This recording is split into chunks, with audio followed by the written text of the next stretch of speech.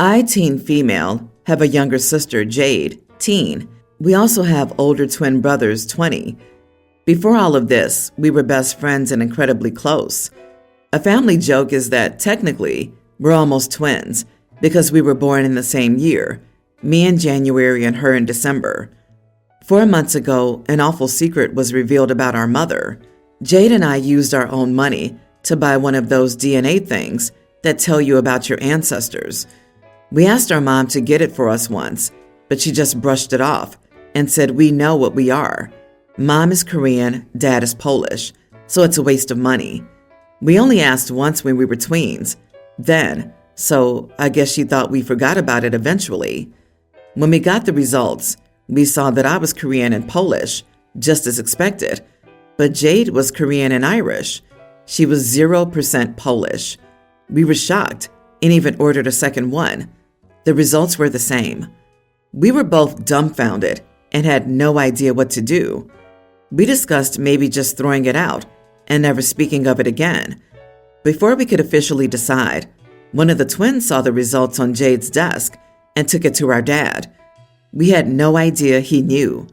For another week or so, he just acted normal, if not a bit colder. Somehow, he got a bit of Jade's hair and did a paternity test. He's not her biological father. He didn't even speak to us afterward. He just packed a bag, texted mom the test results, and moved out. The way my mom tells the story is that they were going through a rough patch after my birth. She felt unloved and had a random one-night stand. She said she immediately regretted it and was terrified because they hadn't used condoms. Once she got home, she slept with our dad too. When Jade was born, she looked just like mom, so it was never questioned if her husband was the father. She didn't want to know. I'm furious with her. Dad got his own place and is now going through the divorce process. He's fighting for partial custody of me, but not Jade. The twins are adults and still visit him anyway. He isn't outwardly aggressive with Jade, but now pretends that she doesn't even exist. He won't even look at her. It all disgusts me. Obviously, Jade is taking all of this very hard. She hates mom too, but is slowly developing a deeper resentment toward dad. He just abandoned her, despite all her years as his child. I've been as supportive as I can.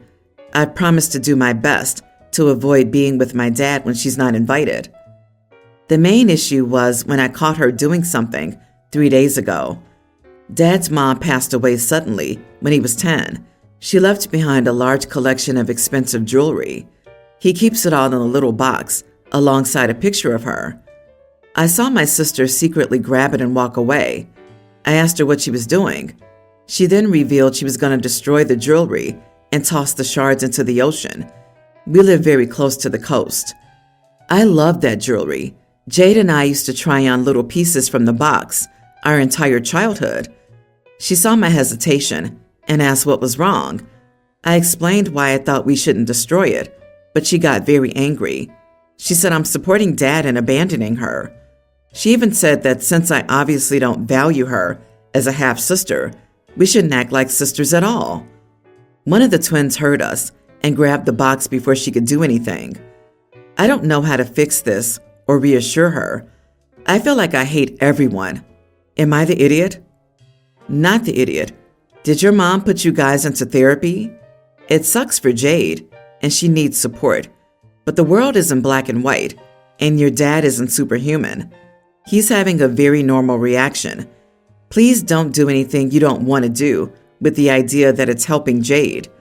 She needs therapy, and your mom needs to start it ASAP and do family therapy for you, Jade, and herself to work through the resentment feelings. You get to have a relationship with your dad if you still want one. Fully supporting does not extend to letting her destroy your family's heirlooms, not to mention theft and destruction of your father's, not hers, property. Your dad was hurt a lot, and it's surely not easy for him. But to abandon his child, whom he raised for so many years, who did nothing wrong, is just cruel. Your father broke up a seemingly good family for the 4 of you. The only one who broke it was their mom.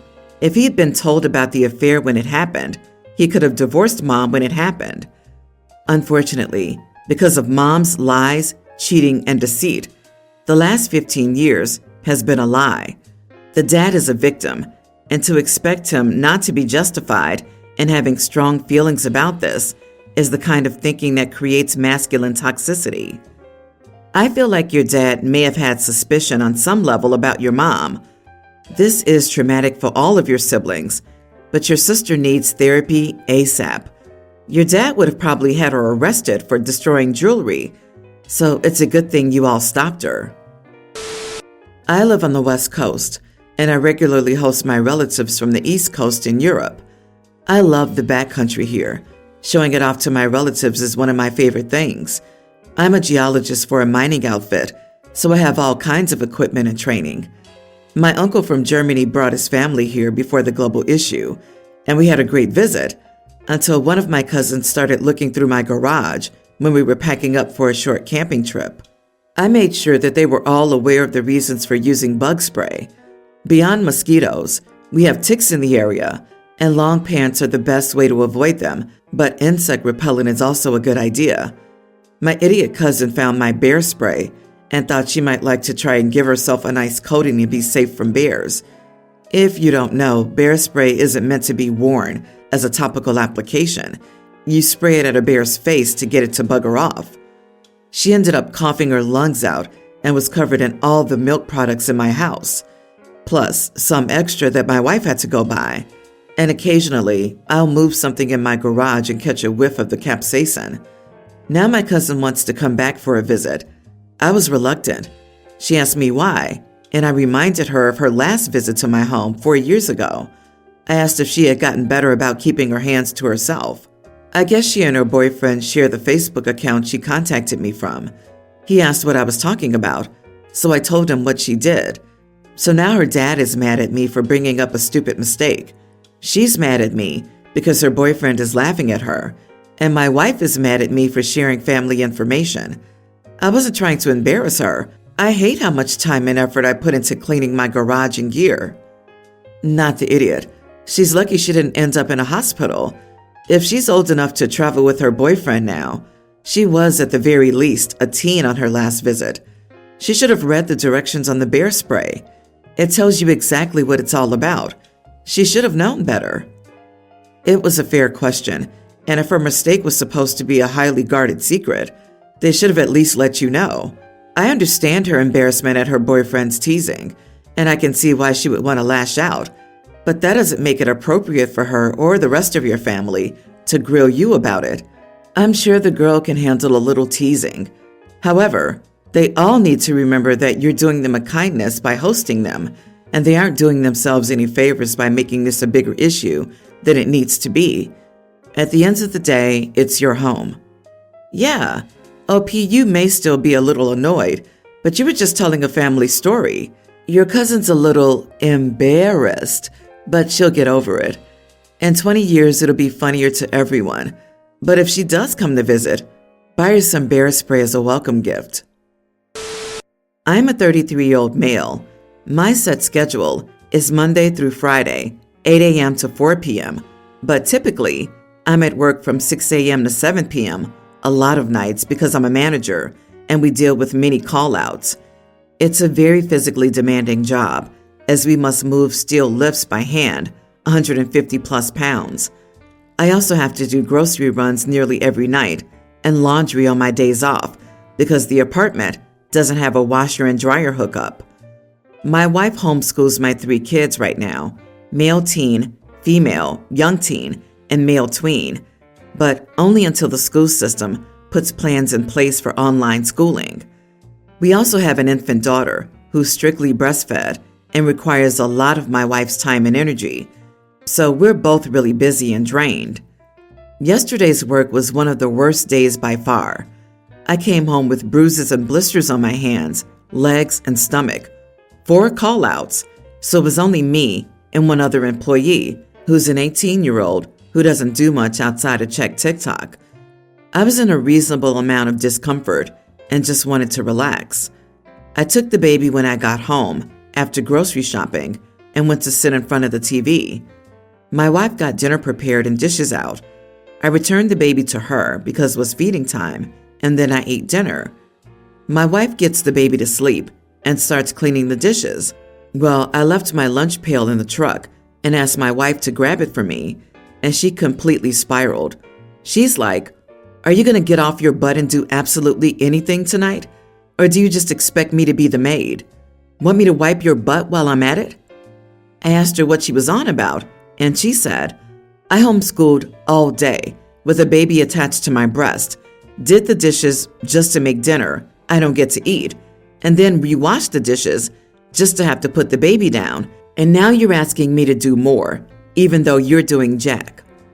I just said, whatever, and dismissed it because it wasn't worth the fight. But today, I texted her and asked what she was doing, and she said, "Everything, per usual." So apparently she's still on her tangent. I don't ask for much, but last night I wasn't willing to do anything. Am I the idiot? Edit. I didn't see it as a big deal because she was going outside anyway to water her plants. You act like you're the only one who works hard. You didn't take turns with the baby so you could both eat? You got groceries after work, but didn't help cook? Then after all that, and she still didn't have a chance to eat dinner, you didn't even offer to help clean the dishes? And you asked her to go out to your vehicle to get your lunchbox because you weren't, quote, willing to do anything? Yeah, you are the idiot. Help your partner for Pete's sake. She's tired too. Jesus, she's 2 months postpartum. Her body hasn't healed yet from childbirth. She's taking care of 4 children all day by herself.